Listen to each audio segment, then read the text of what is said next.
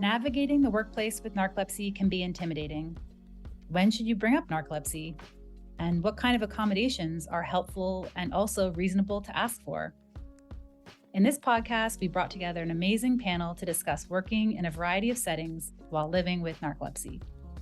Trey Burge is a proud Iowa native and a paraprofessional working with elementary students with disabilities. He was diagnosed with narcolepsy type 1 at age 18 and is a trained speaker with Project Sleep's Rising Voices program. Lindsay Kaiser is from Belmont, North Carolina, and leads her workplace's chronic illness and disabilities employee group. She was diagnosed with narcolepsy type 1 at age 29 and is a trained speaker with Rising Voices. Nicole Zamari is a human resources professional at the University of West Florida. She was diagnosed with narcolepsy type 2 at the age of 44 and is a trained speaker with Rising Voices. Welcome to Project Sleep's podcast. Project Sleep is a 501c3 nonprofit organization dedicated to raising awareness and advocating for sleep health, sleep equity, and sleep disorders. I'm your host, Julie Flygar. We're so glad you're here as we work together towards making sleep cool. On this podcast, all guests express their own opinions. While medical diagnoses and treatment options are discussed for educational purposes, this information should not be taken as medical advice. Each person's experience is so unique, which is why it's so important to always consult your own medical team when making decisions about your own health. If you haven't done so yet, please hit the subscribe button so you never miss a Project Sleep podcast episode. And if you enjoy this podcast, please leave us a rating or review wherever you listen so that we can reach more listeners and raise more awareness. The Narcolepsy Nerd Alert series invites listeners to dive deeper into specific topics relevant to living with narcolepsy. For more on this topic, please check out our corresponding toolkit, available for free on our website to download, print, and share. The link to the toolkit and other Narcolepsy Nerd Alert topics is in the show notes, or you can go to project-sleep.com. Hello, good morning, good afternoon, good evening, wherever you are. Really excited today to talk about narcolepsy at work. Such an important topic, and we're really excited to get to this topic. We have Nicole. Hey, Nicole. Hello. And we have Lindsay. Hey, Lindsay. Hey. We hope to have Trey joining us shortly. And just to talk about what we're going to go over, we're going to talk about, like, when you're in the workplace, what accommodations should you be asking for? We're going to start there because we think that's actually some of the burning questions you might have. And so we're excited to hear from our panel about what accommodations they've had. And then we're going to go through some other things. Does the ADA protect people with narcolepsy? Spoiler alert, yes, it definitely can. And when you should disclose a disability in the workplace, how to work with HR supervisors and colleagues, and finding roles that might maximize your energy. So that's a little bit of how we plan the discussion to go today. I just want to ask Nicole and Lindsay, what kind of accommodations have helped you guys succeed? I guess I'll start. For me, it's kind of, depending on the role. I have changed roles a couple times within my company, as well as, the different phases. We know narcolepsy is obviously not always consistent. One of the biggest things for me is I do have flexible time. So I have a frame of time that I can start and end work. And, days that I'm feeling better, I may start earlier than some of those rougher days. I do have additional breaks, and I also have a flexible lunchtime. So if I have a day where the sleepiness hits me out of nowhere, I am able to log off, go take a nap, and then come back. And, I either make up the time later on that day, other days that week, or, I do utilize FMLA sometimes when, it just is not possible. A lot of the meetings and conversations I have and, any kind of policy change, I actually get in writing. Just having the things in writing helps me to be able to remember them. I have a ton of sticky notes on my desktop that I put those so that I remember, things that have changed. And a lot of it has been just, me communicating directly with my supervisor what I need. That was a lot right there. And what kind of role are you in currently? So right now I'm in customer retention. So a lot of, kind of sales and customer service blended together. But I at a desk. And when I am in the office, I do have one that goes up and down that allows me to both sit and stand, which also helps. Oh, wow, cool. I've never had one of those. Do you actually use it? Yeah, I do. And at home, it's just me having to actually get up, but having that change in not just sitting, for hours at a time, really does help me with my wakefulness. Awesome. Nicole, what kind of accommodations have helped you? So I have a very similar kind of accommodation set up right now as Lindsay does. If I have a rough start in the morning, which I sometimes do, I do have the option to just notify my supervisor that I'm taking additional time. And just, depending on how long that is, sometimes because I work over in the evening, I don't have to take leave or anything like that. We just kind of work together to make sure that it works for me and for our department, and then, whenever I am up and moving and come in, we just address it at that point. I also have some modified break schedules. So if I'm having a rough day, I can just let them know, hey, I need to shut my door for 15 minutes, take a power nap. Nobody can disturb, that kind of thing. And I also have, during lunchtime, I have a cot in my office. So I can take naps if I need to. We often joke that, with the long hours that I work, that is there so that I can just stay overnight if I needed to, just crash at work. I also, when we have meetings as with supervisor or staff in the office, I always have a follow up with my supervisor where either she or I will prepare notes from that meeting and then send them out to one another just so we can recap and make sure that we were on the same page. There's oftentimes I'm sitting in those meetings and not absorbing everything, and she knows that. So she works with me on that. And she is okay for me to record a lot of our meetings. That way, whenever we're sitting and discussing things, I can go back and listen to it. And the recorder I have, I can actually plug into my computer and it will download the recording and put it in like transcribe it for me, which has been very helpful. And that's pretty much just used whenever it's she and I meeting one on one. So, but I do work in front of a desk all day. I actually work in human resources. So I am behind the desk most of my day, except for when I'm getting up and meeting with an employee or a new hire. But essentially, I'm in front of that computer most of my day, which does make some days very difficult. Yeah. Well, it's funny when you talk about having the meeting of the minds after a meeting, by sending the notes. I wonder, I feel like everyone should do that. Like, wouldn't that be helpful for everyone? I feel like there's always could be a lot lost in translation sometimes in meetings. So I think that's probably a really good thing to do anyway. Yeah, uh, and I feel like just writing it down again after we've talked a lot of times helps me remember some of the things we discussed and kind of spur new memories of that conversation. And so it's been very helpful to do that.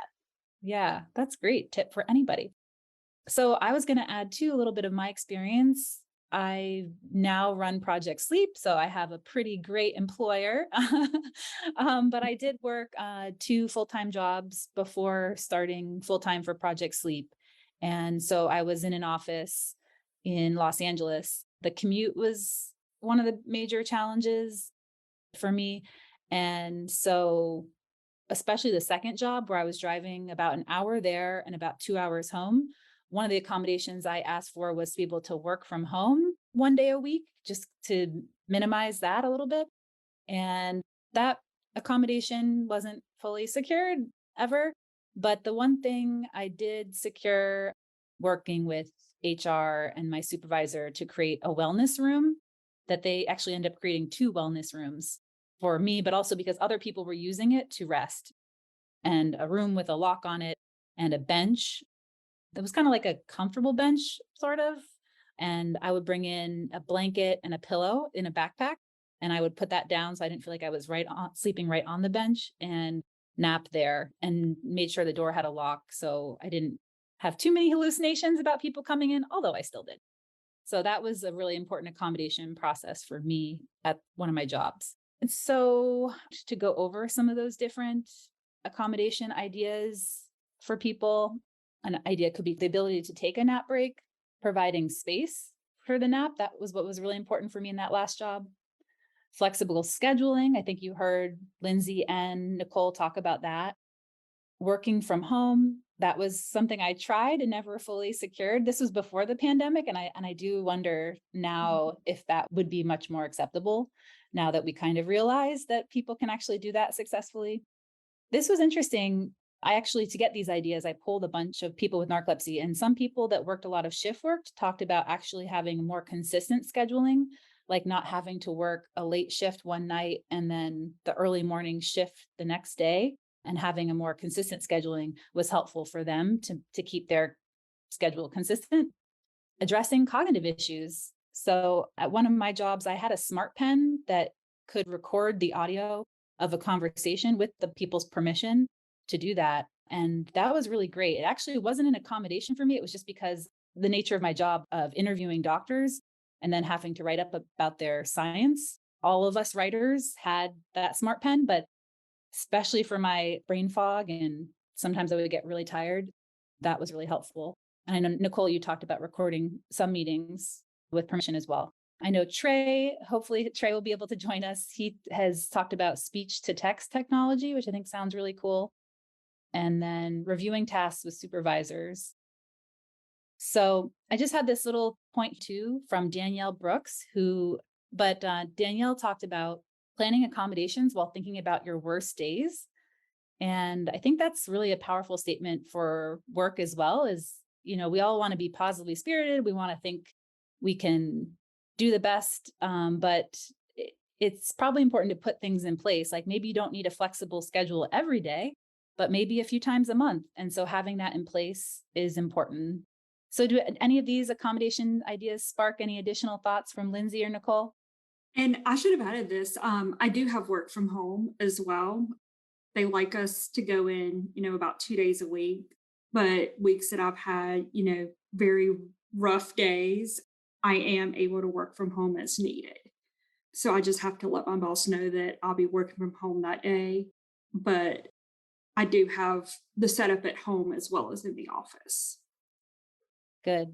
Yeah, and I've actually been discussing with my supervisor as of recently about options of maybe 1 day a week working from home. There's certain tasks that I do certain times of the pay period that I could completely work from home and not, I mean, we did that during the pandemic and it worked. So we've been discussing scheduling a particular day that I could be at home on that day and know that every other Monday or something I will be working from the house.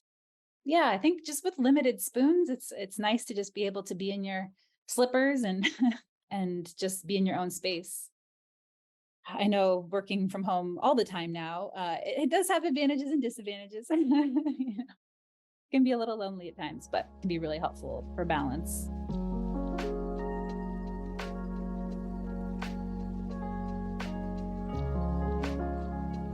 So I just wanted to give a quick overview. We will likely go into a lot more depth on this topic in the toolkit. I just want to, if you think about at least definitely in the US and hopefully in other parts of the world, but I know as far as US law, that many employers are obligated to make reasonable accommodations for a disability under the Americans with Disabilities Act, ADA, to help employees meet their essential job duties. And so does narcolepsy qualify as, a disability under the ADA? Well, it's important to know that it's always supposed to be really an individualized process. There's not one list of diseases and disorders that qualify or don't qualify. It's always about your experience with the condition. As we know, narcolepsy isn't the same for everybody. For some people, it could be more impactful on your day than other people. So it's supposed to always be somewhat of an individualized determination. So in order to have a disability under the ADA, it's a physical or mental impairment must substantially limit one or more major life activities. And so sleep was added as a major life activity in 2008. And that really helped a lot of people with different sleep disorders to be able to show that they had a condition that should qualify as a disability under the ADA. So I think I want to go ahead and just ask about the process and ask Nicole and Lindsay, when did you guys disclose and ask for accommodations at work? for me, I was working at my current job for about 10 years before I had the official diagnosis of narcolepsy. So, up until that point, I didn't have any accommodation. I didn't know that that was even an option. And I was trying to get to that diagnosis. So, once I actually had the formal diagnosis from my doctor, I met with our individual in our office that handles our ADA accommodations and got a letter from my doctor that I had to turn in and provide to them different ideas of things that I thought would be useful for me as an accommodation. That was one of the things they asked is kind of what did I think I needed in order to make my work life balance better and to accommodate for everything that I was going through. And so, and of course, at that point, I had no idea what to tell them. I mean, I had not been down this road before. I didn't know what accommodations to ask for. And they actually referred me to the Job Accommodation Network. And so I went on that website and I ended up calling and talking to somebody and found that on the website, you can put in whatever accommodation or disorder or disability you're looking at, and it will give you back some ideas based upon either your limitations or a work related function. So I was able to then, come up with the idea of having nap times and a flex schedule and mornings when I'm traveling to work, things are not going the way I plan, maybe stepping back and, just if I had to pull over on the side of the road, just let them know I'm running behind or whatever. It was kind of a process, some of the ideas that I had, they were not completely on board with. And so we had to kind of work together and come up with something. Some of my accommodations I have now, such as scheduled naps, is really difficult for me with everything that I do during the day. So I have a hard time actually scheduling that. So or take the route of when I have a sleep attack of notifying my supervisor and going through the process so that I can take, 15, 20 minutes. And then during lunch, I, put up my sign and let them know that I'm going to be do not disturb, kind of I'm out of pocket for a little while. And one thing I think is important to know is that your needs may change over the course of how your narcolepsy changes. Because for me, it was one thing 3 years ago and something totally different now. And so working with your employer to go, if you have to adjust that accommodation, go back to them and talk to them. Most things are not, it's a very low cost to no cost, like having a nap space that doesn't really inhibit anything for the employer. They don't have to put a lot out. Using my own office, I can close the door and I've got that space. So it doesn't actually affect them any. So working with them and just knowing that as things change for me, I may have to actually alter some of my accommodations. I think that's a good point, Nicole. So, how has your accommodations or your experience changed over the years, do you think? Well, now that I feel like I'm on a more consistent medicine regimen, I don't have as many sleep attacks. My issues are more whenever I hit my insomnia cycles and I'm not sleeping and I've had an exhaustive day and then I'm up all night. The next day, sometimes I'm just a little later coming in. And so just knowing that I can make that phone call or send an email and say, I need to go back to bed, I'll update you whenever I get up. I don't utilize that too often just because I put a lot on myself and I tend to feel like I'm disappointing the team in the office if I'm not at work. So I try to push through it, but I'm learning that I need to have self care and advocate for myself. And when I'm having those times, don't feel the pressure of the job. I have to take care of me first. And so, now it's not as bad, but I have those periods of times where I may need a day I need to work from home. I'm not functioning enough to get in a car and be safe driving to work. So, some of that has changed over the past few years. Thank you, Nicole. Well, Lindsay, we want to get to you, but we also want to say hi to Trey. Hey, Trey. Hello, what's going on, y'all? We're so glad you're here. Yes. Catch us up a little bit with your process, what kind of a role that you're in, and what kind of accommodations you've had at work, and when you disclosed about having narcolepsy. Awesome. I think I'm gonna probably work a little bit backwards. Usually when I get hired, I disclose about my narcolepsy. Never before, never during an interview. Like as soon as I get hired, I'm having that conversation with either my supervisors or whoever hired me and explaining it to them the best way that I can and kind of bringing up what I need. So currently, I work as a paraprofessional, right? I'm a special ed associate in an elementary school and also work at a Boys and Girls Club. And previous jobs that I've had required different things from me from an energy standpoint. I had a job working as a dietary aide in a nursing home.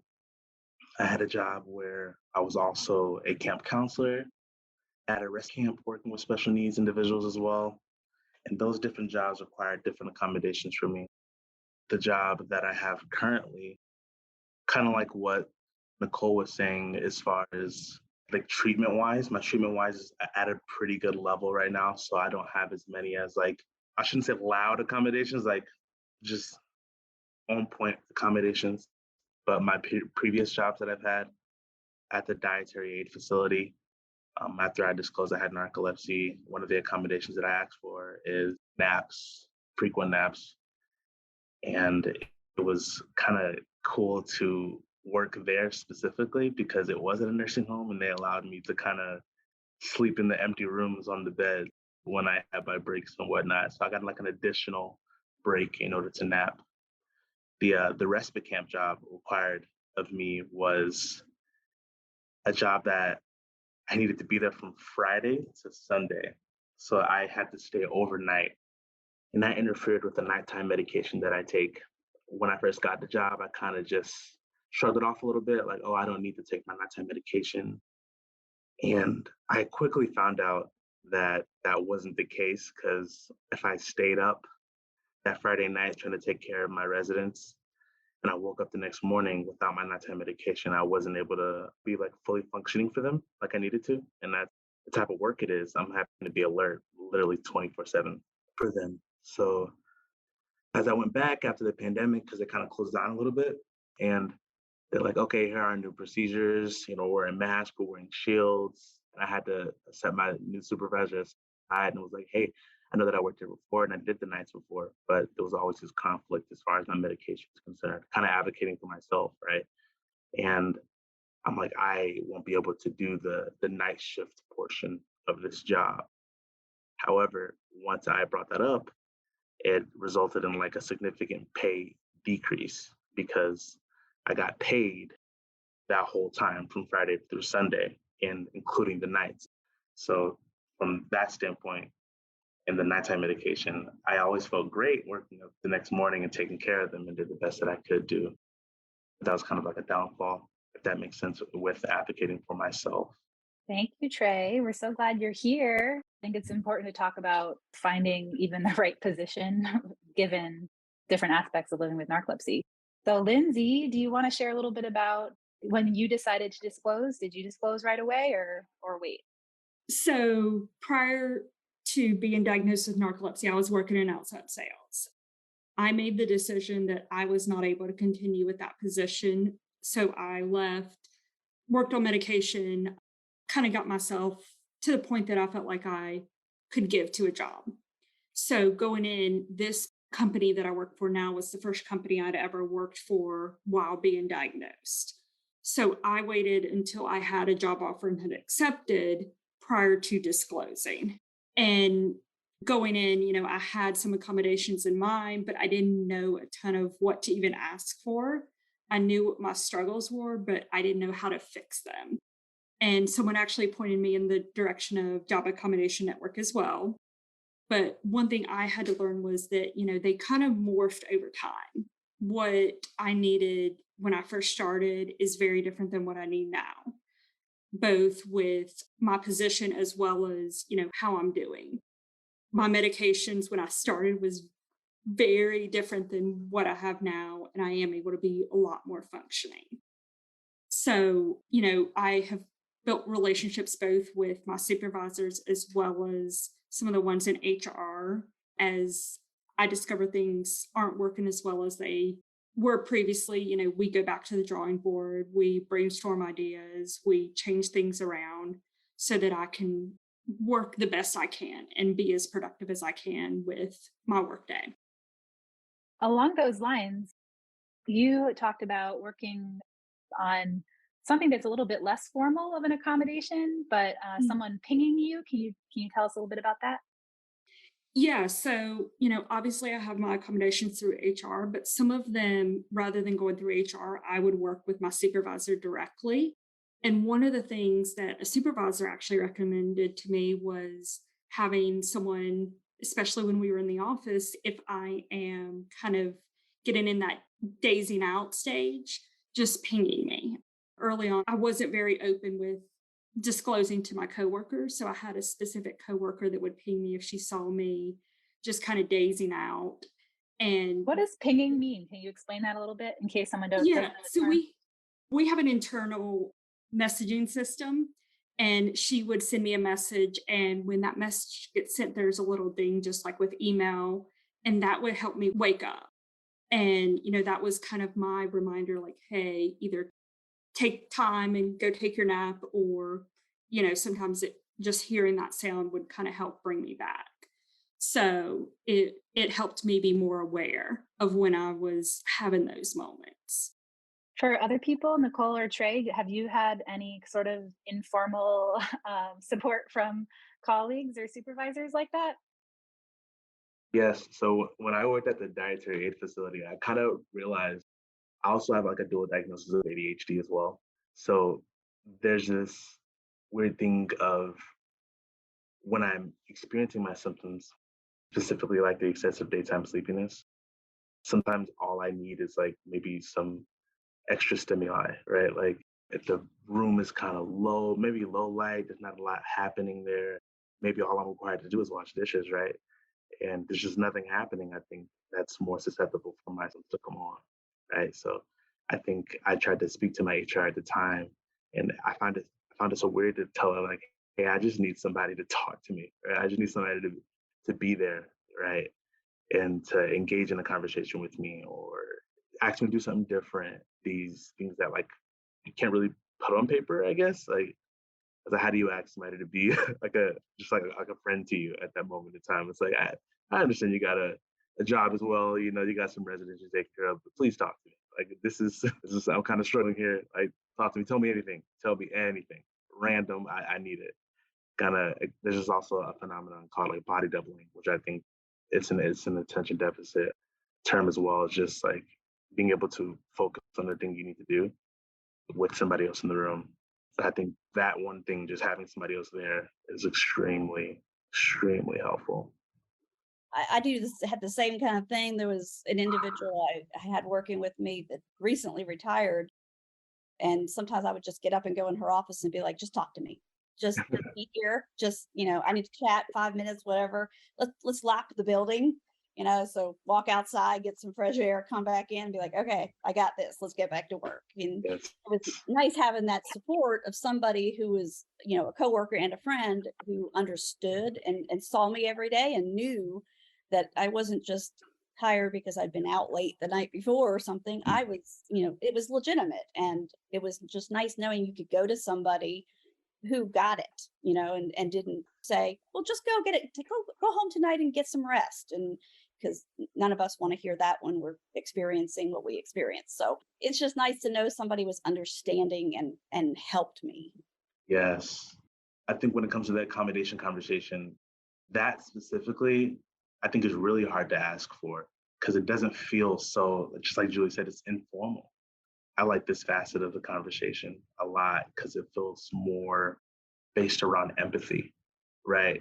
If we think about anybody else who has some type of disability or like something that is like preventing them from doing what they need to do, some type of boundary of some sort, a lot of it, especially when I work with special needs individuals, it really is like empathy first. Like I get when my students are going through something or having a moment, instead of just being like, yo, knock it off, I need to understand what's wrong with them and accommodate them accordingly.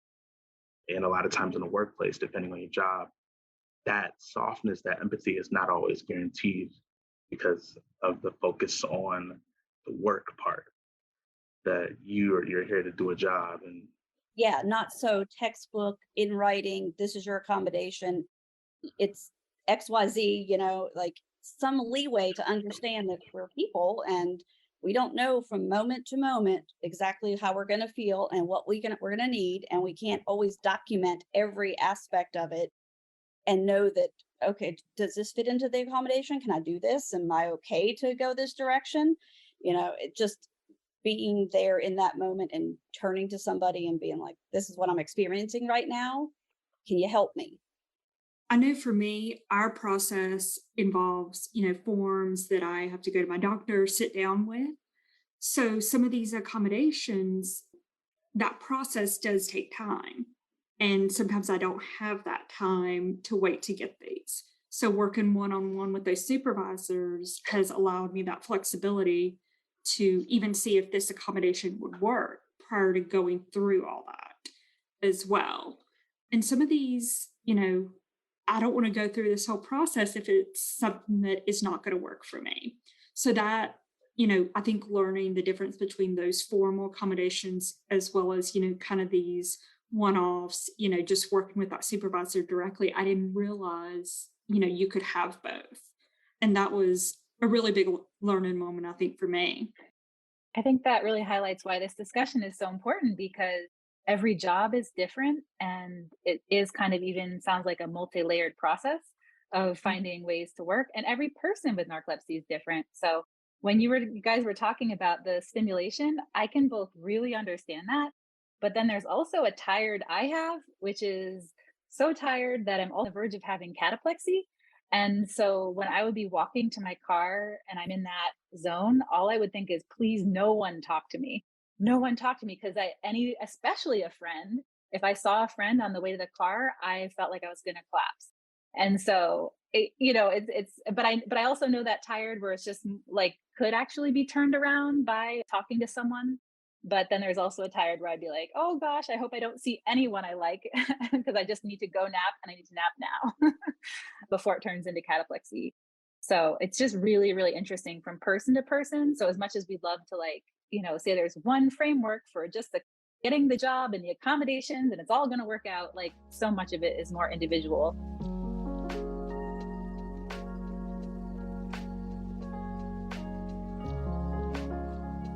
Lindsay, you talk about this being a process. I think we should highlight that a little bit more, possibly, and like how that can, basically setting an expectation that it is going to be a process.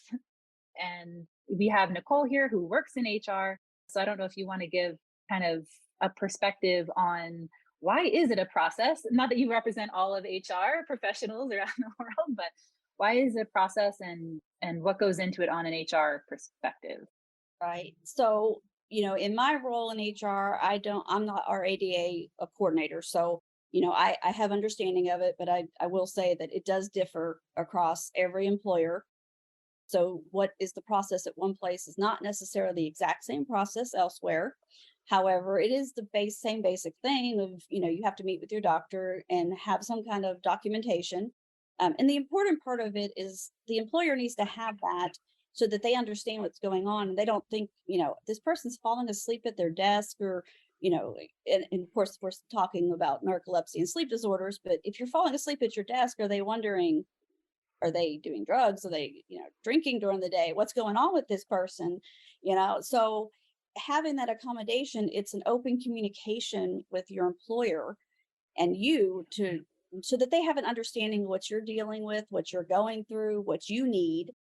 And that's why that process is in place. But it also, from a personal side, not HR, it's somewhat of a protection for me. It doesn't mean that I can slack off at work or not do my job and then say, but I've got an accommodation. I can do this. I mean, I still have to meet the needs of my employer and do my job and do it effectively, or I'm not going to have that job. Just because I have the accommodation doesn't mean that I can do whatever I want to do. And I've actually met some resistance with people at times where they say, well, I mean, you've got this accommodation, so, you can go do that. And I can't. And I'm like, well, it's not really how that works. And I would trade narcolepsy for anything if I don't want this accommodation. I don't want to be going through all this. But it is important that you do have that on file with your HR office. And, if it's to an extreme that you need something. Now, before I got to the point where my narcolepsy had progressed so drastically, I didn't have anything on file. I didn't, nobody really knew what I was dealing with. But when it got to that point, that's when I made that decision. I have to actually talk to somebody because I need to know that we've got documentation of this, just so that I did not run into any problems. Yeah, I was going to add at my job where we worked on getting a wellness room so I could take a nap. It was such a long process to find the space. And it was really frustrating to me because I needed to nap every day. It wasn't like, oh, in 3 weeks I need to nap. It's like I need to nap every day. And there just seemed it was frustrating. And actually it took my supervisor became my best advocate, and she ended up having to escalate it to her boss and then her boss's boss. And I'll never forget that man came over to me and said, I didn't know him. He was really high up at the organization. And he just walked over to my desk one day and he said, I hear you're not getting what you need. We're going to take care of that. And I was like, okay, thank you. And by getting some urgency on our end of like my supervisors, we were able to increase the speed in which HR dealt with it. And it just felt unfair to me because I started to realize, like, what if you just didn't have a refrigerator for someone's like medication that's like life altering? Like, you just can't just not do it for 3 weeks while you build a fridge, or pick out a fridge at Home Depot. Like, that's not how it works. And they just weren't taking it seriously, it felt like, and the urgency behind it. And then once we did get the room, there was all sorts of issues with like whether the room was locked or not.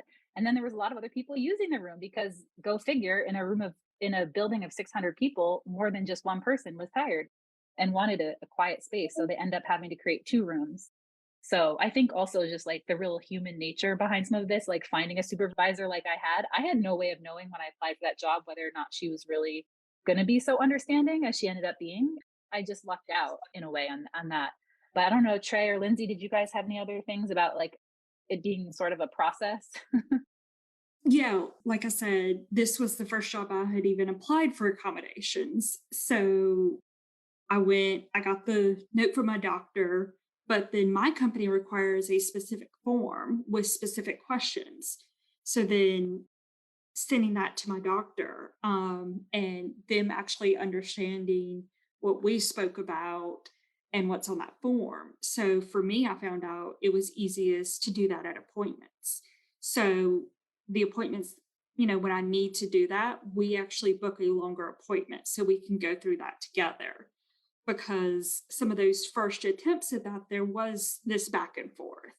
But, us sitting down together, doing that, and then obviously waiting on HR to come back with what they can do. It did take longer than what I was expecting going in. Even me being in HR, I had that same experience. It was like, and I'm right there down the hall from the person, but yet I had to wait my turn, so to speak, which is frustrating when you need the accommodation at that point. Yeah, it's a process because it's not like your narcolepsy is on hold, right? It's not like you can just say, you know what, for the next 2 weeks I don't got it. So like you don't got to work that fast. I'm very glad, Julie, your situation. I'm glad they were able to like escalate that for you. That's amazing. When it came to my process, just like Lindsay, just like Nicole, it's once again it just took a while. I think if anybody could take anything away from this, is that it's not going to happen the next day. I didn't know the language, right? I think I didn't know what to say. They're like, okay, what kind of accommodation do you think you need? I said, I don't know. Like I looked at my HR and said, I don't know. And then on that point that Nicole was saying, then my HR looked at me like, is it serious enough? Like, what don't you know? Like, why don't you know what your accommodations would be if you have this sleep disorder? Like, is it real? I like, so, and then having her like give me that face, I was like, ouch, like that kind of hurt. So going back to my doctor and then having that conversation as well, kind of like Lindsay, just those like my doctor was the one that'd be like, so what do you think? Da, da, da, da, da. And even at that moment in time, it begged the question, was my treatment like that effective? It brought to light something new. I learned that I actually had way more sleep attacks than I thought I did. I also want to say advocating for yourself is great. However, sometimes it's really hard too, and it can sometimes be discouraging. And I think it's a privilege to even like get an employer to be like, let's put a bench. right? Or in your office, like, let's put something here, because not every job is like that.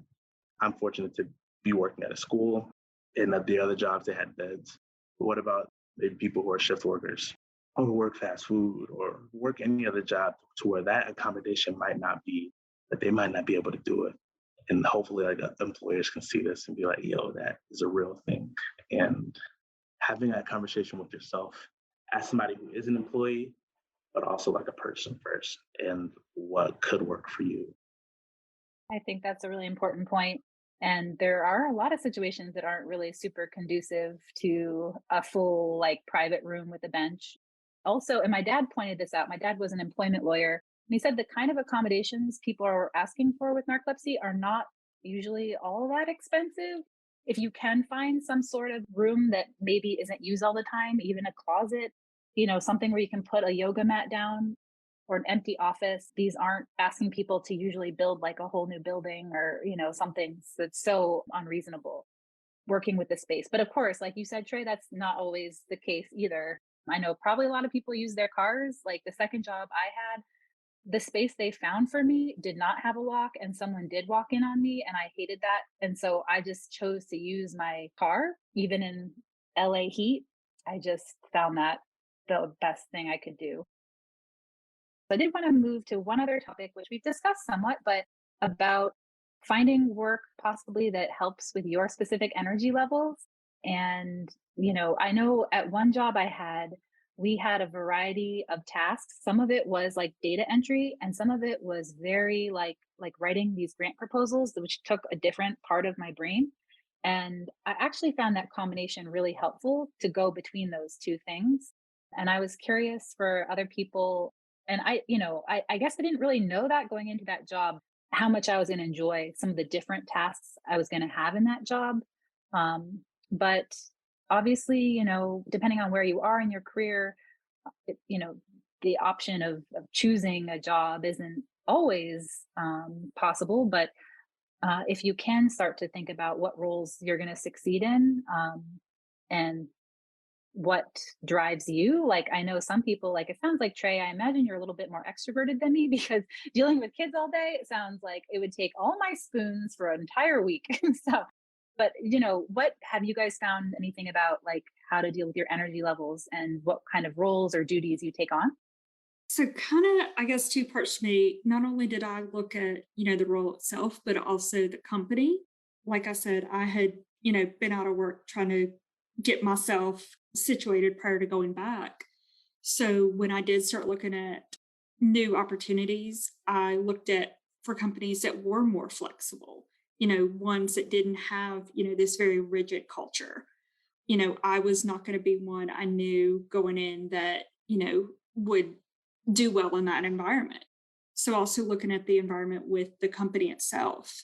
And I actually went through and made list of, what was good at and what gave me energy. So looking at roles, where I was able to do that. For me, one of the big things was not having the very same thing every day, having that variety, having different tasks. That was something that really helped me to stay awake and cognizant, and to have that energy to do the best that I could.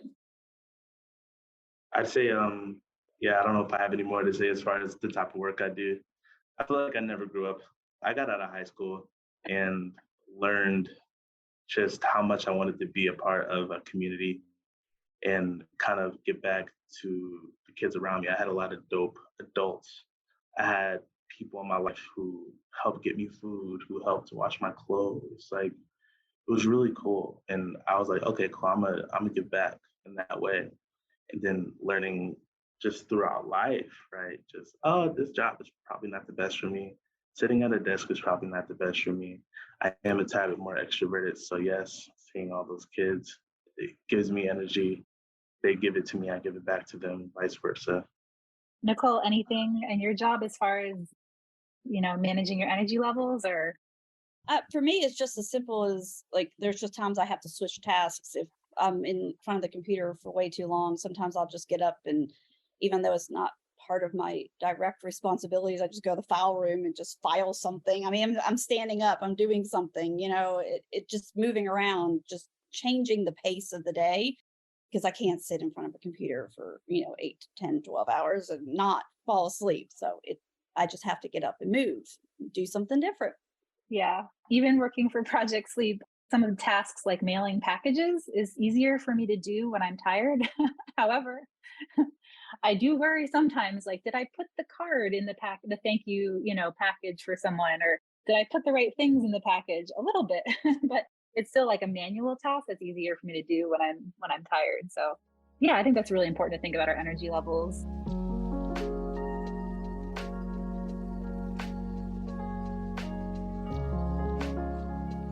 This has just been such a special conversation. I just am so thankful for you guys and for everyone that's tuned in. As far as disclosure, we just wanted to remind people, when you're preparing to disclose, be prepared to disclose your diagnosis and the specific examples of reasonable accommodations that you're looking for. Hopefully, our toolkit will be full of so many options that it'll be like, easy to choose and find what will work for you. And also a doctor's letter that should reinforce more about the condition and hopefully go along with what you're saying you need for accommodation. And yeah, hopefully, we talked today about setting expectations. This definitely is a process.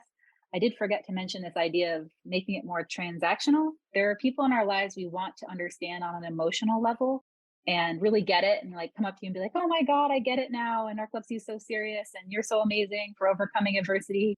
My feeling, having worked with a few different employers, was as far as my HR relationships, is trying to think of it as more transactional. Like, here is what I need to get, and not always think that I'm going to get some sort of a huge emotional response, but what I need to get, my goal out of that is the accommodation. So I think that can be helpful for our own sanity sometimes, to think of some relationship, such as within HR, as more transactional. Then just for resources, Social Security Administration, we did not talk today about any sort of disability as far as, Social Security disability, and it's such an important area. I know the Hypersomnia Foundation has some really incredible resources as far as that goes. State disability law centers can be really helpful, your human resource department, and I know Lindsay and Nicole both mentioned the Job Accommodation Network. So hopefully we can put together this toolkit, which will be another great resource. Always important to mention the different organizations. They all have great resources: Hypersomnia Foundation, Narcolepsy Network, Project Sleep, and Wake Up Narcolepsy. And there are incredible organizations around the world as well. We have, I think, 31 different organizations mentioned now on our World Narcolepsy Day page that are co-leading World Narcolepsy Day. I want to say a huge thanks to our panel today. You guys are incredible. I think with that, we'll go ahead and say goodbye for now.